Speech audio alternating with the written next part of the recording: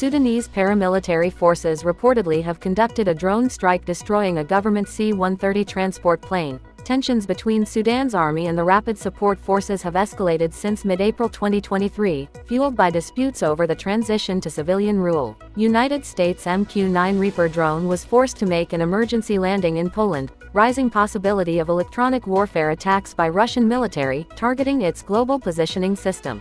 India carried out its maiden test fire of indigenously made 1500 horsepower engine for main battle tanks. The 1500 HP engine possessed cutting-edge features such as high power-to-weight ratio, operability in extreme conditions including high altitudes, sub-zero temperatures and desert environments. The U.S. Air Force carried out final test of hypersonic AGM-183A air-launched rapid response weapon. The Air Force declined to identify the test's objectives, but said it gained valuable insights into the capabilities of missile. The Swedish Defence Procurement Agency has inked a contract for acquisition of 321 six-wheeled Patria armored vehicles worth $509 million. The 6x6 vehicles are equipped with cutting-edge technology to ensure top-notch protection for 12 crew members.